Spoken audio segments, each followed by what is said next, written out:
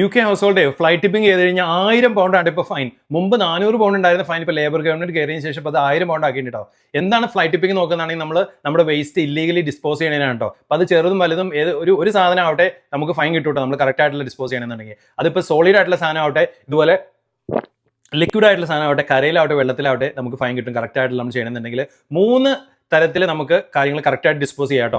അപ്പോൾ എന്താണ് നോക്കുകയാണെങ്കിൽ ഒന്നാമത്തെ കാര്യം എന്ന് പറഞ്ഞു കഴിഞ്ഞാൽ നമുക്ക് ചാരിറ്റി ഷോപ്പുകൾ വഴി സാധനങ്ങൾ നമുക്ക് ആവശ്യമില്ലാത്ത സാധനങ്ങൾ ഉണ്ടെങ്കിൽ അവർക്ക് കൊടുക്കാം കേട്ടോ. ഇപ്പോൾ ഈ ബ്രിട്ടീഷ് റെഡ് ക്രോസിൻ്റെ ചാരിറ്റി ഷോപ്പുകളിൽ നമുക്ക് പഴയ ഫർണിച്ചർ ആവട്ടെ, നമുക്ക് ഇലക്ട്രിക്കൽ സാധനങ്ങളാവട്ടെ കൊടുക്കാൻ പറ്റും. രണ്ടാമത്തേന്ന് പറഞ്ഞു കഴിഞ്ഞാൽ നമ്മുടെ ലോക്കൽ റീസൈക്ലിംഗ് സെൻറ്ററിൽ ഒരു സ്ലോട്ട് ബുക്ക് ചെയ്യുക, അവർ റീസൈക്കിൾ അല്ലെങ്കിൽ റീപർപ്പസ് ചെയ്തിട്ട് വേസ്റ്റ് മിനിമൈസ് ചെയ്യുന്നതാണ്.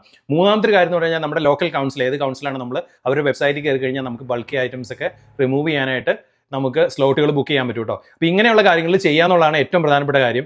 മറ്റുള്ളവരിലേക്ക് ഷെയർ ചെയ്ത് കേട്ടോ, വെറുതെ ഫൈനും കൊടുക്കില്ല, നമുക്ക് ഒരുപാട് പ്രശ്നങ്ങൾ അല്ലാതെ ഉണ്ട്. അപ്പോൾ അതിൻ്റെ ഇടയിൽ കൂടെ ഈ ഫൈനും കൂടെ വന്നു കഴിഞ്ഞാൽ ബുദ്ധിമുട്ടാവും അല്ലേ.